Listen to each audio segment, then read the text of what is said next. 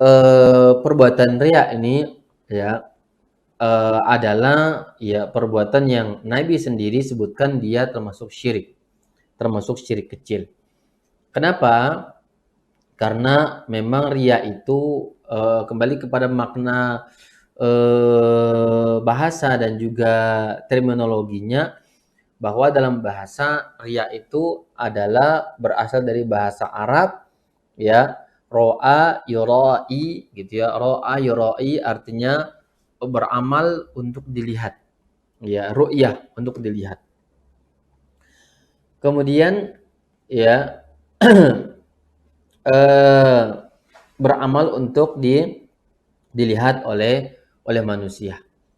Maka kalau memang demikian, dalam amal ibadah tujuannya untuk menggapai pujian, sanjungan manusia, berarti orang itu sudah mensyirikkan Allah di dalam tujuan ya niat dari amal ibadah tersebut. Di mana dia beramal ya bukan untuk Allah, yang seharusnya tauhid untuk Allah semata, namun ternyata dia waktu itu beramal ya untuk selain Allah. Maka disinilah hubungan antara syirik dengan riya ini.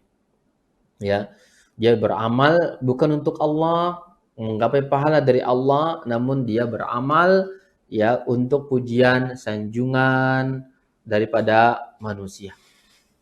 Disinilah ya riya dimasukkan ke dalam bab syirik oleh para ulama kita. Karena menduakan Allah di dalam niat dan tujuan beramal. Adapun dalil di dalam bahaya riya ini dan yang Nabi sebutkan dia sebagai syirik kecil dalam sebuah hadis. Nabi Shallallahu Alaihi Wasallam pernah bersabda yang datang dari sahabat Abu Sa'id Al-Khudri, mana Nabi Shallallahu Alaihi Wasallam mengatakan, ala ukhbirukum bima huwa akhwafu alaikum indi minal masihid dajjal. Nabi katakan, maukah kalian aku sampaikan tentang sesuatu yang lebih aku takutkan ya, yang menimpa kalian dibandingkan Dajjal ya. Qalu bala, para sahabat mengatakan, ya wahai Rasul, ajarkan kami apa itu? Apa itu hal yang lebih dahsyat, yang lebih parah, yang lebih menakutkan, yang lebih mengerikan dibandingkan Dajjal itu, yang fitnahnya luar biasa disebutkan itu. Ya, ternyata ada yang lebih dahsyat daripada itu. Ya, maka qala, Nabi mengatakan asyirkul khafi, yaitu syirik yang tersembunyi, yaitu syirik kecil, asyirkul khafi atau asyirkul asghar. Dalam hadis lain disebutkan asyirkul asghar, yaitu syirik kecil, ya syirik khafi yang samar, yaqumur rajulu fayusalli fayuzayyinu salatahu lima yara min nazari rajulin ilaihi. Yaitu kata Rasulullah sallallahu alaihi wasallam, ada seseorang yang dia salat ya, kemudian dia menghiasi salatnya, memperbagusi bacaan salatnya karena dia dilihat, dipandang oleh orang lainnya. Nah, maka di dalam hadis ini Nabi Shallallahu Alaihi Wasallam jelas mengatakan bahwa dia beramal, dia berbuat dalam rangka untuk pujian, karena dia dilihat oleh manusia. Ikhwani wa akhwati fid din, a'azani Allahu wa iyyakum. Maka hukumnya ya riya ini jelas tadi kita kategorikan kepada syirik ya. Dan syirik kecil di sini termasuk ke dalam kategori dosa besar. Termasuk di dalam kategori dosa besar. Ya, syirik kecil dalam kategori syirik, namun kaitan dengan dosa secara umum dia termasuk dosa besar.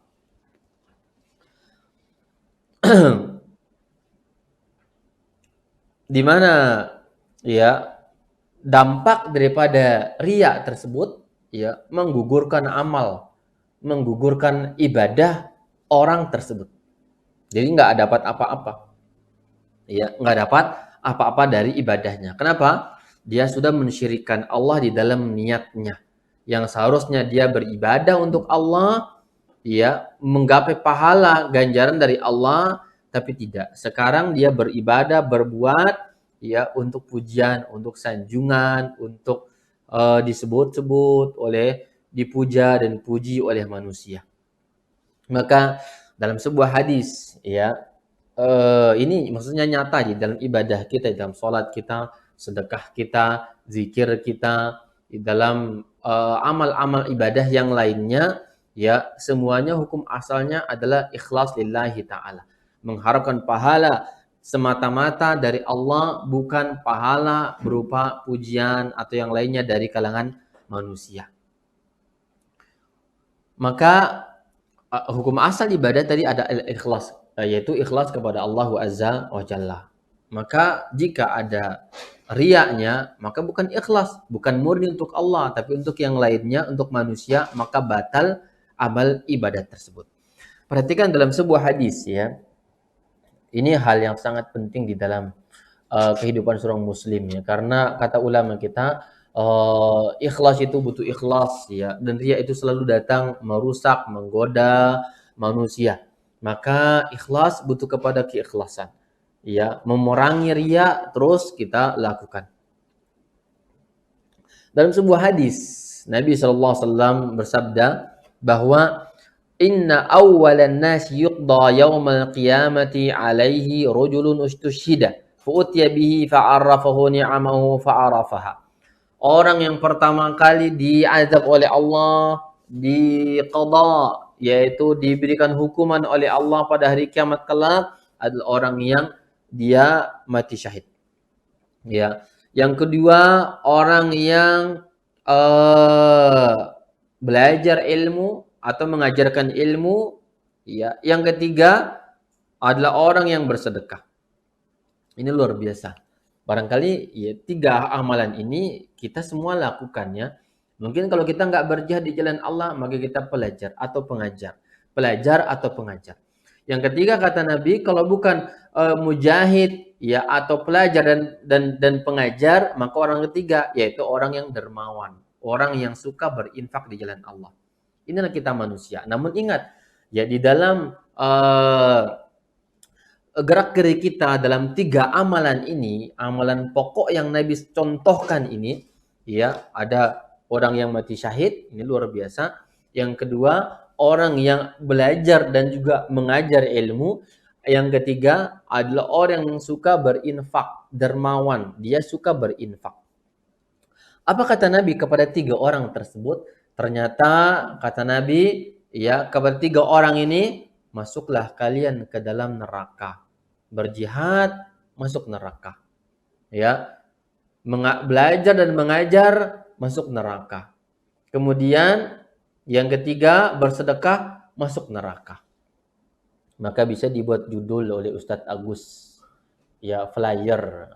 Ini harus ditegaskan kepada beliau nih. 3 amalan ya, 3 amalan kebaikan penghantar neraka. 3 amalan kebaikan penghantar neraka. Ya, mujahid, ya, kemudian pelajar dan pengajar, yang ketiga orang yang dermawan. Kenapa kok bisa 3 amalan tersebut mengantarkan kepada neraka Allah Subhanahu wa taala? Ternyata setelah dilakukan interogasi dan pengecekan kepada hati dan amal mereka, ternyata mereka ini adalah orang yang berbuat untuk dipuja dan dipuji oleh manusia, bukan untuk Allah Azza wa Jalla. Jihadnya agar dikenal, dipanggil, dikenal, terpopuler dengan keberaniannya. Pengajar, pembaca Al-Quran agar dia dikenal sebagai seorang yang qari, ya. Kemudian yang ketiga, orang yang dia bersedekah agar dikenal oleh manusia sebagai orang yang dermawan. Fulan dermawan. Dia bangga dengan itu. Harus disebut namanya. Qari fulan, dipanggil mana qari si fulan, terkenal nama dia.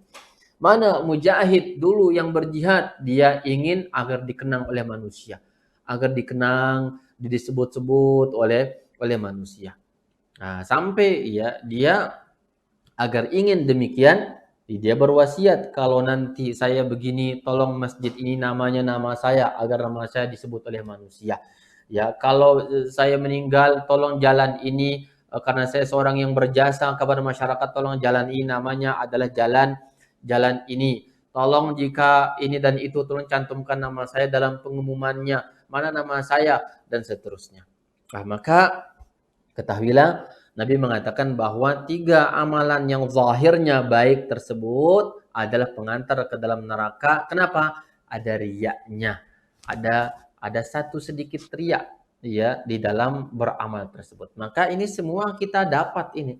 Semua kita terancam, semua kita harus waspada.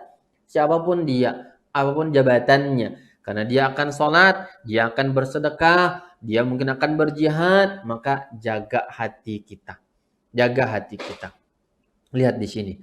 Kira-kira kita dalam hal ini mungkin kalau melihat hadis ini akan mengatakan masa sih dia kan berjihad. Berjihad itu taruhannya nyawa. Taruhannya nyawa.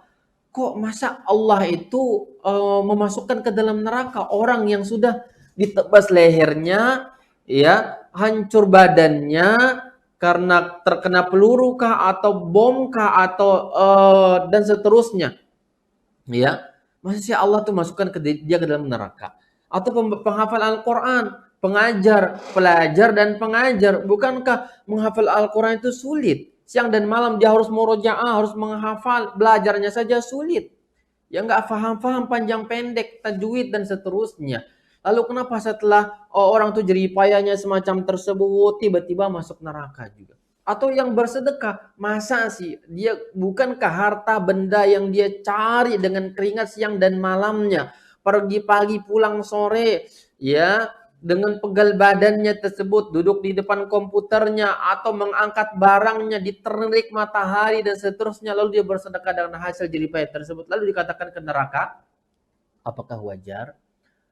Ini hukum perasaan. Namun ternyata Allah memiliki standar dalam menerima amal ibadah manusia. Siapa itu? Yaitu orang yang ikhlas kepada Allah Azza wa Jal, dan Allah tidak akan menerima amal ibadah yang ada riyaknya. Yang ada riyaknya, berbuat bukan untuk Allah Azza wa Jalla. Berbuat bukan untuk Allah Subhanahu wa Ta'ala. Itu ancamannya. Jamaah sekalian yang semoga dimuliakan Allah Subhanahu wa Ta'ala. Maka dalam ibadah, ya, yang ada riyaknya atau macam-macam ibadah yang terkontaminasi dengan riya, ya. Yang pertama, riya ini dari awal datangnya, sebagaimana Syekh Muhammad Ibn Saleh Al-Utsaimin rahimahullah, awal tujuan, awal dorongan, motivasi awal dia bekerja atau beramal ibadah ini, ya, untuk apa? Untuk riya, untuk dipuji. Maka amal ibadah tersebut rusak semuanya, rusak, selesai. Sholat, ya, dari awal dia sholat untuk dipuji. Sampai 4 rakaat, 21 rakaat, hangus, gosong, nol nilainya, nggak ada apa-apa. Ya, ini kalau riya dari awal, riya dari awal. Ya. Dan dalam jenis riya dari awal ini juga ditinjau juga dalam 2 bentuk ibadah. Ada ibadah yang memang dia itu adalah satu paket, seperti apa? Sholat. Satu sholat. Ya, maksudnya satu sholat itu ada rakaat 1, 2, 3, 4. Walaupun 4 rakaat, tapi dia disebut sebagai sebuah ibadah satu paket, berkesinambungan dalam satu jenis ibadah. Ya. Nah, maka orang tersebut dari awal dia niat ingin dipuji sampai salam, tiba-tiba muncul ikhlas dalam rakaat terakhir, nggak manfaat. Selesai sudah. Kenapa? Awal motivasi beribadah itu yang merupakan ibadah satu paket, riya, maka batal. Ada jenis ibadah yang kedua, yaitu ibadah yang terpisah. Contoh, misalkan dalam tilawatul Quran, dia baca nih 5 surat. Nah, 5 surat. Surat pertama dibaca, dia riya. Awalnya datang, ya riya. Namun ketika surat kedua, ya, surat kedua muncul ikhlasnya. Dia mulai mentajdidkan niat, memperbarui niat di dalam, ya, ibadah baca surat berikutnya. Ini karena tilawatul Quran itu dia ada ibadah yang bukan sepaket semacam sholat, di mana satu dengan yang lainnya dibangun, ya, sah tidaknya ibadah tersebut dibangun, ya, dari awal sampai ujungnya. Adapun tilawatul Quran mungkin dia pada ayat pertama atau surat pertama dia ria, namun ketika pada ayat atau surat berikutnya datang keikhlasan, maka ya pada jenis keduanya atau pada potongan penggalan kedua dari ibadahnya, ya, dari tilawatul Quran itu mungkin Allah berikan pahala darinya dan itu terhitung ikhlas. Kenapa? Ibadahnya terpisah-pisah, ya. Maka di sini dilihat, ya, ibadah dari awal kalau itu sepaket habis hangus nilainya, ya, hanya menggugurkan kewajiban semata, tidak ada pahala. Ya, yang kedua, jika ibadah itu terbagi-bagi, ya, dan jenis keduanya, bagian akhirnya tidak dibangun dari awalnya, dari hukumnya maksudnya, sah tidaknya, maka ibadah itu ya dilihat jika di tengahnya atau di ujungnya ikhlas, maka itu bermanfaat. Hal itu bermanfaat bagi pelaku tersebut. Yang kedua, jenis daripada riya ini, ada riya yang muncul di tengah ibadah. Muncul di tengah ibadah. Salat, ya, rakaat pertama ikhlas lillah. Rakaat kedua muncul muncul riyanya.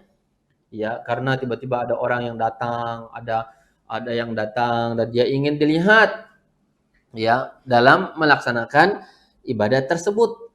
Ya, ingin dipuji dalam menjalankan ibadah tersebut. Maka di sini kata ulama, kalau dia, ya, dengan riya dari yang datang di tengah ibadah itu berakhir sampai selesainya di kondisi riya, sampai salam dia riya, maka ibadahnya tertolak. Ya, ibadah riya. Namun jika seandainya dia perangi, ya, antara ikhlas riya, namun datang di tengahnya dan sampai selesai ibadah kondisi dia di dalam pertempuran peperangan melawan riya, ya, ingin diusir, maka kata ulama orang ini disebutkan apa? Sebagai orang yang ikhlas, sebagai orang yang ikhlas. Ya. Kemudian kondisi ketiga, di tengah ibadah, yaitu dia beribadah, di tengahnya ada riyanya, kemudian dia berhasil usir riya tersebut dan berakhir ibadahnya dengan ikhlas, maka ibadah itu dinilai sebagai ibadah yang ikhlas. Jenis ketiga yaitu riya yang muncul setelah beramal, setelah beribadah. Ya, muncul setelah beramal, yaitu sum'ah, ya, yaitu sum'ah, ingin didengar, dia sudah selesai namun ingin didengar, ya. Maka, ya, ulama kita mengatakan bahwa orang itu tetap berpahala. Orang itu tetap berpahala, ya, daripada amal ibadah yang dia kerjakan. Sebagian ulama mengatakan bahwa amalan itu tertolak. Amalan itu tertolak. Ya. Ikhwani fid din, a'azzani Allahu wa iyyakum. Kemudian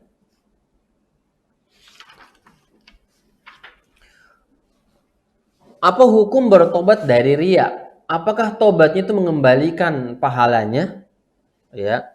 Jadi ada orang yang sholat, dia tahu, oh tadi kan saya riya nih dalam mengerjakan ibadah tadi, riya. Ya. Lalu dia bertaubat. Apakah tobat saya, ya, setelah selesai ibadah yang ada riyanya tadi bisa mengembalikan pahala yang mungkin hilang dengan sebab riya? Maka ulama berbeda pendapat dalam hal ini. Sebagian mengatakan bahwa pahala itu gugur, tidak ada, ya, tidak diberikan kepada pelaku tersebut karena sudah riya dan selesai ibadahnya. Ya. Sebagian lagi mengatakan bahwa orang tersebut bisa kembali, ya, pahalanya. Orang tersebut bisa kembali pahalanya. Maka ini pendapat yang lebih tepat insya Allah, yaitu pahala itu bisa kembali. Ini sering terjadi pada diri kita. Ya, dalam beramal, dalam beribadah, nah, terkadang ada riya. Namun setelah selesai, aduh takut tadi jangan-jangan gak dapat apa-apa. Infaknya sudah 1 juta, 2 juta, ya sudah capek dan seterusnya. Tapi kok riya, ya, saya tobat, menyesali akan ini dan itunya. Maka ulama mengatakan pahala itu bisa kembali. Pahala itu bisa kembali lagi dan amalnya itu berpahala. Wallahu taala a'lam bishawab. Kemudian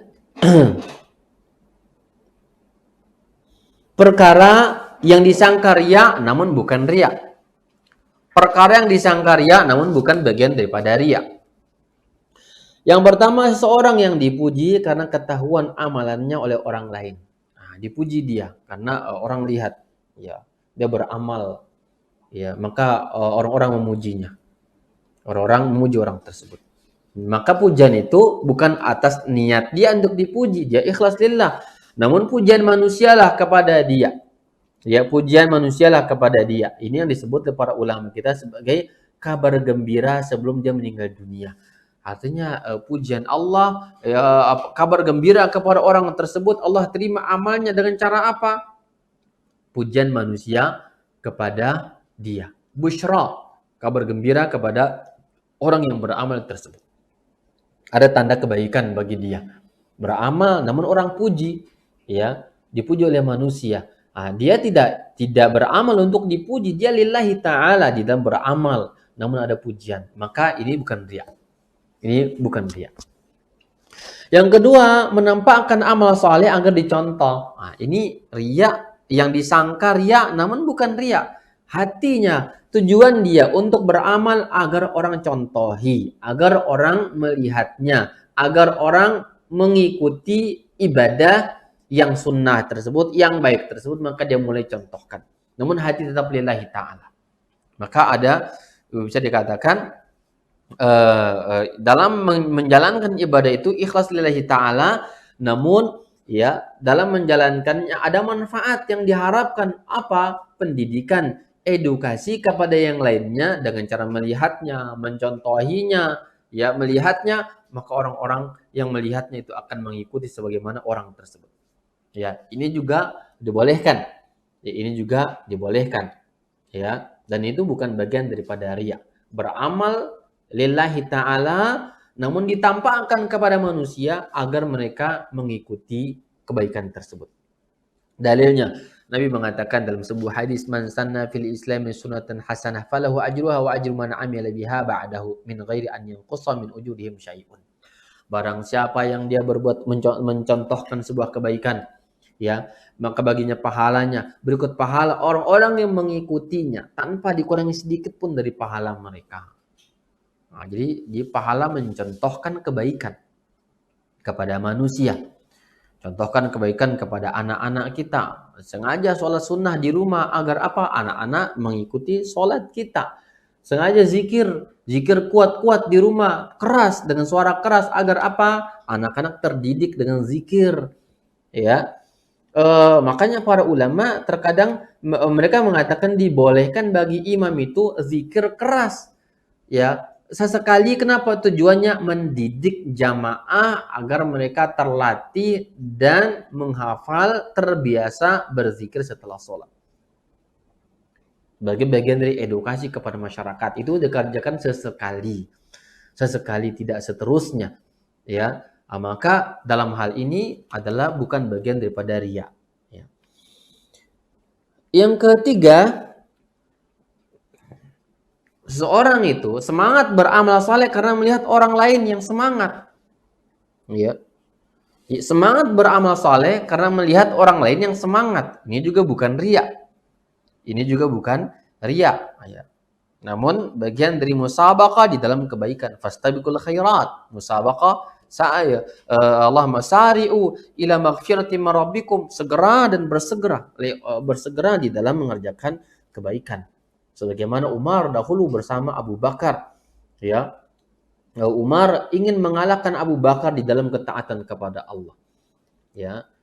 ingin sholat, ternyata setiap kali datang ke masjid, Abu Bakar sudah duluan ke masjid. Ingin sedekah, ternyata Abu Bakar sudah duluan dan bahkan lebih banyak darinya. Ya, ibadah yang lainnya juga demikian. Abu Bakar selalu terdepan. Yang Nabi sebutkan bahwa semua pintu kebaikan, pintu surga yang 8 itu dimasuki oleh Abu Bakar. Umar ingin menyainginya. Sampai-sampai Umar mengatakan apa? Demi Allah, saya tidak akan mampu mengalahkan Abu Bakar di dalam ibadah kepada Allah. Nah, maka musabaqah di dalam kebaikan, berkompetisi di dalam kebaikan semacam ini, ya, dengan niat lillahi ta'ala, maka dia bukan bagian daripada riya. Mungkin ada orang yang terkadang demikian, disangka riya dan dia menyangka itu riya padahal bukan riya. Kata dia, saya nggak usah ada orang yang sedekah 1 juta, saya pengen lawan dia dengan 2 juta. Ya takut riya. Tidak, jangan katakan takut riya. Infakkan dulu dan jaga hati Anda kepada Allah. Jaga hati kita, itulah ya yang namanya musabaqah di dalam kebaikan. Makanya ulama kita menyebutkan kalau Anda nggak mampu mengalahkan fulan dalam dunianya, kalahkan dia di dalam akhiratnya. Yang kita semuanya mampu. Dunia mungkin kita nggak mampu. Allah bagi-bagi kita, bagi-bagi di dalam harta. Allah sudah tentukan. Ya, Allah katakan, nahnu qasamna ma'isyatahum. Ya, kami bagi kehidupan mereka di dunia. Fulan kaya, fulan punya ini dan itu sudah terbagi. Ya, maka kalau demikian kata ulama, kalahkan dia di dalam akhirat, kalahkan dia di dalam ketaatan kepada Allah Subhanahu wa taala. Mungkin nggak mampu mengalahkan dalam harta, dalam sholatnya. Nggak mampu dalam sholat, mungkin dalam zikirnya. Nggak bisa dalam zikir juga dalam puasanya. Dalamnya apa? Dalam kesabarannya. Nggak bisa juga dalam bersyukurnya dan seterusnya. Bermusabaqah di dalam ketaatan kepada Allah Subhanahu wa taala. Maka hal ini ya dianjurkan bermusabaqah. 3 hal yang dianggap ya apa? Yang dianggap riya namun bukan riya. Kemudian cara menghindari riya. Ya, kata para ulama kita, cara menghindari riya yang pertama berdoa kepada Allah Subhanahu wa taala. Ada doa yang dianjurkan agar kita terhindar dari riya, di mana Nabi mengatakan bahwa Allahumma inni a'udzubika min an usyrika bika wa ana a'lamu wa astaghfiruka lima la a'lamu. Ya, ini doa ya agar Allah melindungi kita dari penyakit riya. Allahumma inni a'udzubika min Allahumma inni a'udzubika an usyrika bika wa ana a'lamu wa astaghfiruka lima la a'lam. Ya Allah, sesungguhnya aku berlindung kepadamu dari perbuatan syirik, ya syirik yang menyekutukanmu dalam kondisi aku tahu, ya, dan aku minta ampun kepadamu dalam hal yang aku tidak sadari, dalam hal yang aku tidak ketahui. Ini doa. Allahumma inni a'udzubika a'udzubika an usyrika bika wa ana a'lam wa astaghfiruka lima la a'lam. Ini doa ya. Yang berikut. Yang ketiga, yang kedua ya, kiat ya untuk melatih diri menjauhi riya, yaitu ya biasakan diri untuk menyembunyikan amal. Biasakan diri untuk menyembunyikan amal. Ini Nabi mengatakan barang siapa ya yang mampu untuk memiliki amal saleh tersembunyi maka lakukanlah. Ya, biasakan menyembunyikan amal ibadah. Ya. Ini lebih melatih kita untuk ikhlas kepada Allah dan tidak riya. Makanya ya ibadah-ibadah sunnah itu dan sedekah sunnah itu ya dianjurkan dia, kata para ulama kita, tersembunyi. Dianjurkan tersembunyi. Berbeda dengan ibadah wajib. Ibadah wajib, sholat wajib kita, sedekah wajib kita, ini dianjurkan terang-terangan. Kenapa? Ada manfaat, yaitu agar orang terpancing, termotivasi bersama kita untuk ibadah. Ini kalau yang wajib. Yang sunnah sangat ditekankan agar dia sembunyi, nggak ada yang tahu. Ya, sedekah sunnahnya, sholat sunnahnya dianjurkan tersembunyi agar lebih menghadirkan riya, ya, karena dia tidak butuh orang lain, ya, sendiri kita dengan Allah Subhanahu wa taala. Berbeda dengan yang wajib. Yang wajib agar orang-orang apa? Karena dia menjadi standar baik buruknya orang, itu ibadah wajib, ya. Ibadah wajib. Adapun yang sunnah maka upayakan tersembunyi. Makanya sholat itu dianjurkan di rumah. Ya, sholat sunnah dianjurkan di rumah, rawatibnya, duhanya, qiyamul lail dan seterusnya. Ya, agar apa? Terjaga dari pandangan manusia yang membuat hati-hati kita dekat dengan riya tersebut. Maka biasakan punya amalan tersembunyi.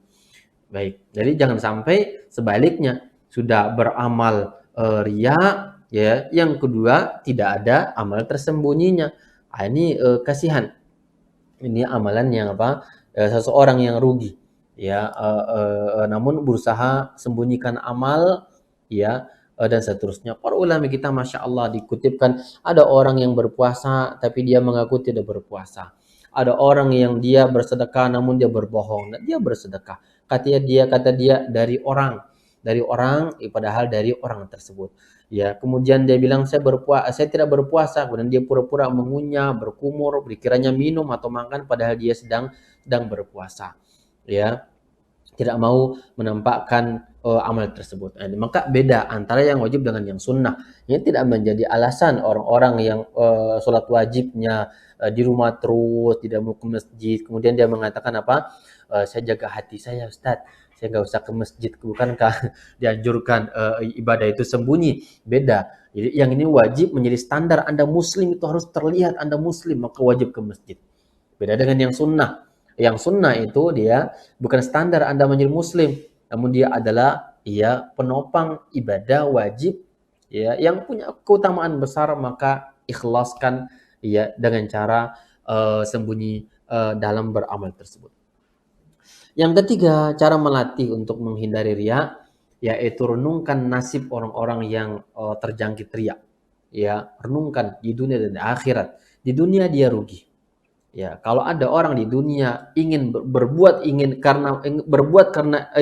dipuji oleh manusia, dialah orang yang akan sengsara, dialah orang yang akan menyesal, dia berharap dari manusia. Ya, inilah orang yang akan rugi, inilah orang yang akan kecewa. Ya, kekecewaan yang paling berat adalah ketika kita berharap dari manusia, kemudian kita tidak diberikan apa yang kita harapkan. Kecewa, banyak orang kecewa. Hari demi hari cerita kekecewaan manusia karena dia berharap dari manusia tersebut yang kemudian dia tidak bisa diberikan apa-apa oleh manusia yang serba kurang. Ya, pujian nggak datang, ya, kemudian pemberian juga nggak datang, maka ini rugi dunianya. Akhiratnya juga masuk ke dalam neraka Allah, sebagaimana 3 golongan yang pertama kali dipanggang di dalam api neraka, yaitu mujahid tadi, pembaca Al-Quran atau pengajar dan pembelajarnya, kemudian juga orang yang berdermawan di dalam infaknya tadi. Jadi ingat nasibnya. Ya, ingat nasib akhirat tentang parahnya dan sedihnya mereka tersebut. Dunianya dia kecewa, ya, dan akhiratnya di dalam neraka Allah Subhanahu wa taala. Itu banyak kejadian, ya. Kemudian yang keempat, kata ulama kita, merenungkan hakikat orang yang dia harapkan pujiannya, yaitu hakikat mereka memuji kita juga adalah dengan basa-basi.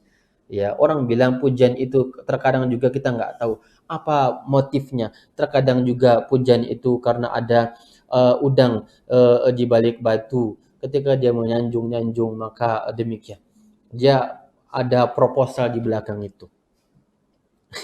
Dia mengharapkan yang semisal itu. Maka itulah hakikat. Ya, kita dipuji oleh manusia yang pujian itu ternyata bukan asli. Ya, bukan sebuah hakikat, tapi dia hanyalah tipuan. Dia hanyalah basa-basi. Dia ada tujuan lain di belakang tersebut. Tidak, bukan sebuah kenyataan. Ya, atau bahkan dilebih-lebihkan.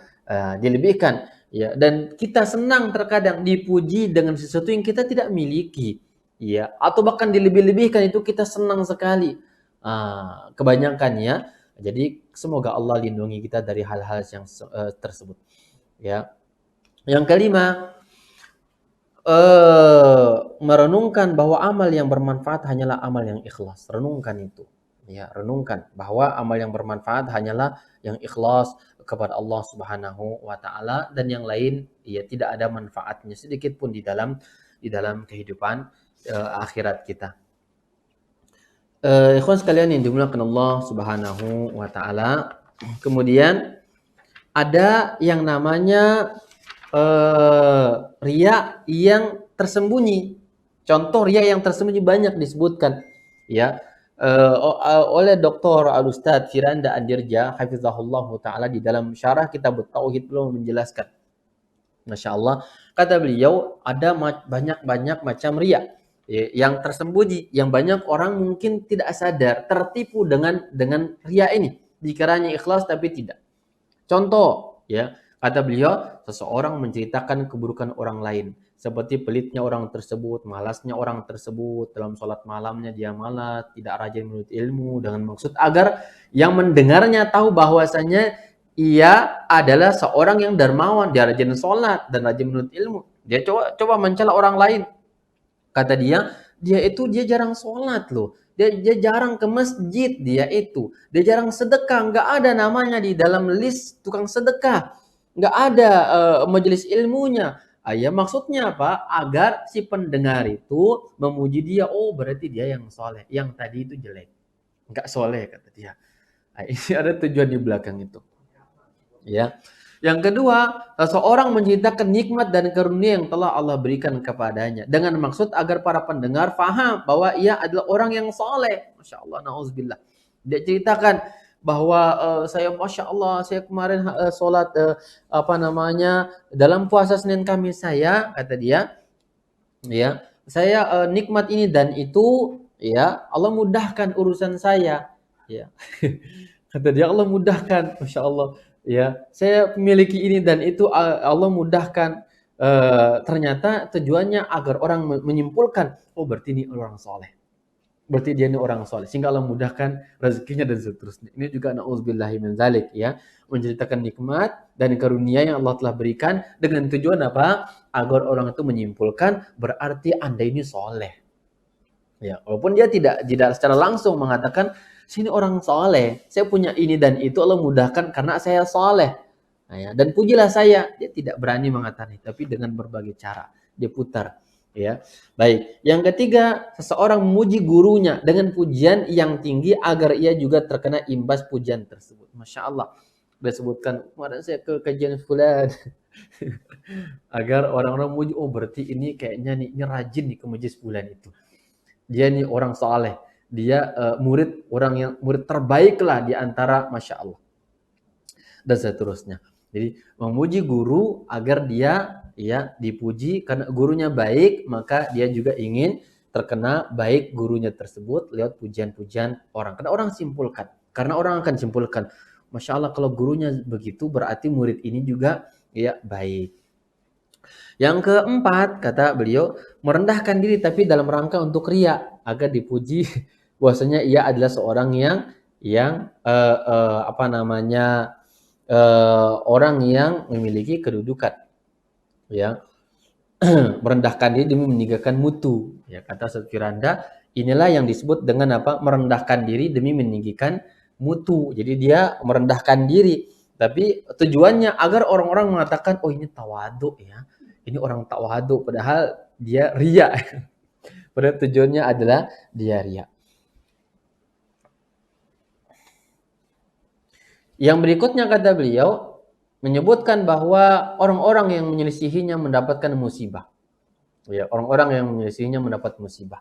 Ya, kata dia karena si fulan itu begini dengan ini dengan saya, maka tuh lihat tuh kena musibah. Ya, kena kualat dia. Dia kena musibah karena dia ya menentang ini dan itu. Karena dia berbeda dengan saya atau misalnya, maka dia kena musibah. Pada tujuan dia apa? Agar dia dipuji bahwa berarti Andalah yang selamat, Andalah yang soleh, Andalah yang baik dan dia orang buruk. Dan itu imbasnya kepada yang buruk dan Anda aman dan seterusnya. Ya.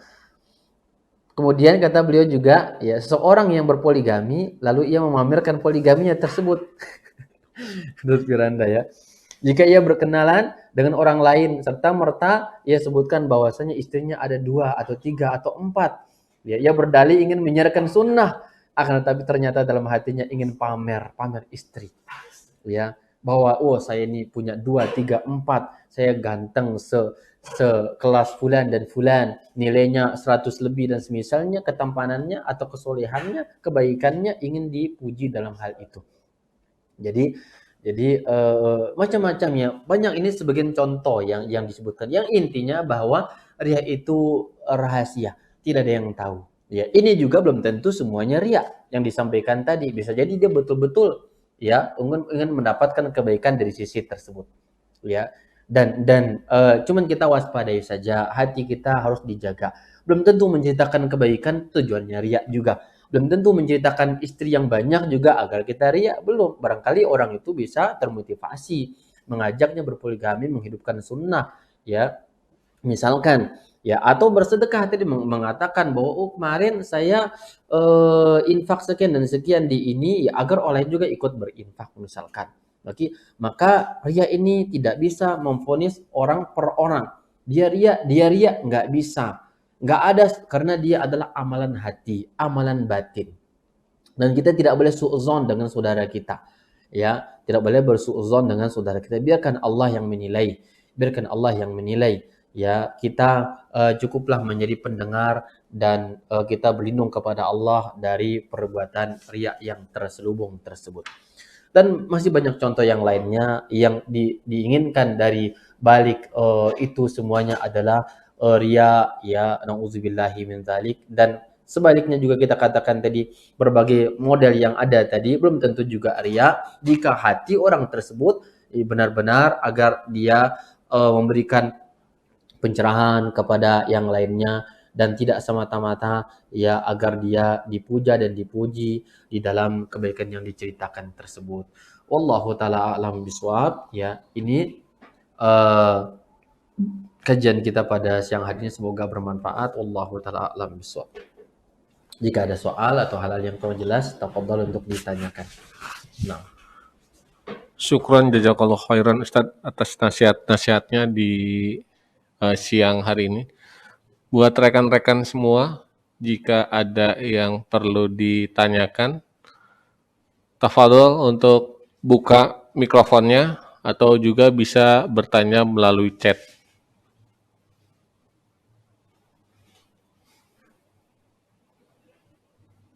tafadhol. Oke, sambil Takut ria ya, ikhwan. Dari ria kita berbicara ya itu masalah hati ya. Tampil bertanya, bukan dalam rangka dipuji ya, dipuji bahwa oh si fulan ini ternyata aktif dia ya, dia orang yang bertanya dan dia peduli, dia punya ini tidak hati. Ria itu adalah hati. Ya, dan itu rahasia, tidak ada yang tahu. Wallahu taala alam. Tafadhol. Jangan takut. sambil Jangan takut nunggu ria. rekan-rekan yang lain, Ustadz, Anda mau bertanya Ustadz. Oke, silakan. Ustadz, di era sekarang itu kan era digital Ustadz. Jadi godaan ria itu sangat-sangat tinggi sekali Ustadz. Seperti itu. Contoh ria dalam hal yang paling sering dilihat mungkin ya terkait dengan harta aja gitu kan. Ketika kita memiliki sesuatu yang lebih, kita foto, kita jadiin status. Kadang bahkan kita upload gitu kan di galeri sosial media kita. Iya. Seperti itu. Dan bahkan ketika kita beribadah juga ya, anggap mungkin sedang pergi haji atau umroh, baru sampai foto di bandara gitu. Kemudian sampai hotel foto lagi tadi gitu. Bahkan di Ka'bah foto, dan bahkan fotonya di Ka'bah itu sampai bertahun-tahun tadi ada di statusnya gitu atau di profil picture-nya seperti itu. Jadi godaan ria itu sangat-sangat besar sekali ya di era digital sekarang ya. Namun sebetulnya kembali lagi ya Ustadz ya, kembali ke hati ya, Iya. gitu kan. Karena ria itu dari hati gitu. Cuma kalau dilihat mungkin jadi orang ujon gitu Tad, seperti itu. Jadi yang pertama tipsnya Ustadz gitu kan, supaya selain yang tadi Ustadz sampaikan, supaya kita terhindar dari sifat itu. Apakah kita nggak usah bermain sosial media atau gimana Ustadz? Kan pasti gatal Tad, gitu. Pasti gatal yang sering foto ini dan selalu diupdate seperti itu. Kemudian yang kedua, bolehkah kita berbangga diri Ustadz dalam hal gini? Kita menunjukkan keislaman kita gitu. Ya, walaupun sebetulnya ibadah kita itu belum baik Ustadz, tapi kita mau berbangga diri. Kita muslim gitu. Kita berpenampilan baik, berpenampilan bagus gitu kan, sesuai sunnah Rasul gitu. Kemudian kita selalu hadir di setiap kajian seperti itu. Namun kadang kalau di kajian sengaja kita posting dengan alasan ya supaya teman-teman kita melihat, oh kita ikut nih. Jadi supaya tergerak gitu kan. Dia juga bisa ikut gitu. Boleh nggak sih Tad kalau seandainya kita berbangga diri untuk menunjukkan keislaman kita? Gitu Tad. Jadi yang pertama di era digital sekarang itu gimana Tad gitu kan tipsnya. Kemudian yang kedua boleh nggak kita berbangga diri untuk menunjukkan keislaman kita. Ya. Syukran jazakallahu khairan Ustaz. Jazakumullah khairan. Iya. Yang pertama bagaimana tips ya agar selalu ikhlas ya dan terhindar dari ria di era digital semacam ini. Kita katakan bahwa di zaman digital seperti ini, hal-hal semacam tadi kita posting A, B, C, dan D itu nggak bisa dihindari. Ya, bahkan menjadi sebuah kebutuhan wajib barangkali di dalam kita berinteraksi ya. Maka dikatakan media sosial, media bersosial dengan cara dunia maya semacam digital ya, lewat digital, sesuatu yang tidak bisa dihindari. Karena kalau kita jauhi, justru kita akan tertinggal informasi dan seterusnya ya. Maka saya katakan bahwa lakukan apa yang ingin kita lakukan dan niatkan lillahi ta'ala. Sudah, bismillah, lakukan dan niatkan lillahi ta'ala. Perbanyaklah berbuat baik ya, perbanyaklah ketaatan-ketaatan yang lainnya. Posting apa yang ingin kita posting, sebarkan apa yang ingin kita sebarkan kepada manusia. Maka dengan tetap waspada tadi ya tentang riaknya, istighfar, selalu beristighfar kepada Allah Subhanahu wa taala di dalam melakukan hal tersebut. Ya, adapun kalau kita tinggalkan, sebagaimana sebagian ulama kita mengatakan jika ada ria di awal ketika motivasinya ria, maka saya tinggalkan, ini tidak mutlak ya. Ini tidak mutlak. Ya, namun ingat selalu bahwa dorongan motivasi pertama melakukan hal ini adalah ikhlas dan semoga ada pahalanya. Semoga dapat ganjaran pahala dari Allah Subhanahu wa taala. Ya, ini yang selalu kita hadirkan. Makanya para ulama menyebutkan pelajaran ikhlas dan niat dan juga riya. Ya, hadis-hadis tentang niat itu ya adalah pelajaran yang selalu kita ingatkan selalu. Karena hati manusia berbolak-balik, ya berubah-ubah. Qalb dikatakan qalb litaqallubihi, yaitu hati manusia di bahasa Arab dengan qalb, yaitu kenapa? Karena hakikat qalb itu adalah berubah-ubah, ya. Dan seterusnya. Maka kaitan dengan era digital tadi, kalau kita bawa kepada dunia nyata sama saja, di mana kita juga bersedekah di masyarakat, di mana juga kita tampil terlihat oleh manusia ke masjid, ya kita berpakaian, kita dan seterusnya, itu sama saja. Baik itu di dunia nyata, dunia digital, dunia maya, itu sama. Yang penting kembali kepada patokannya adalah hati manusia. Ya, hati manusia yang menjadi asas dan menjadi motor penggeraknya harus ikhlas lillahi ta'ala dan perangi riya, perangi sum'ah, perangi ujub dan seterusnya tadi. Dan lakukan. Bismillah, lakukan lillahi ta'ala.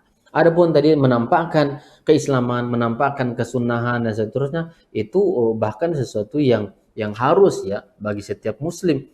Harus tampak keislamannya, karena menampilkan Islam itu ada sangkut paut dengan hal-hal lain di dalam agama kita, kaitan dengan kepercayaan orang. Ya, orang percaya tidaknya dengan tampilan zahir. Ya, tampilan zahir terkadang iya menjadi bukti baik buruknya orang. Ya, dari pakaiannya terlihat. Ya, kalau ada perempuan yang tidak berjilbab, ya artinya dia tidak menampakkan keislamannya. Mungkin dia mengatakan, oh saya takut ria, saya nggak usah jilbab.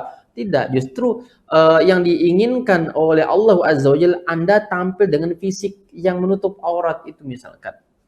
Dengan jenggot Anda, laki-laki berjenggot, ya dia bercelana di atas mata kaki. Ya, menurut pendapat yang kuat saya sebutkan, ya pendapat yang kuat, celana haram bagi laki-laki di bawah mata kakinya. Ya, maka ditampakkan itu lillahi ta'ala.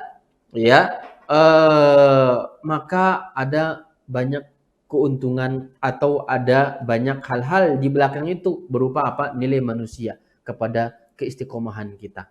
ya kepercayaan manusia kepada orang tersebut. Orang-orang akan bersaksi dia orang baik. Kenapa? Saya lihat pakaiannya si perempuan itu berjilbab lebar. Berarti dia orang yang menjaga iffahnya. Dia adalah orang yang menjaga harga dirinya yang mahal tersebut. Laki-laki dilihatnya berjenggot, dia bangga dengan itu.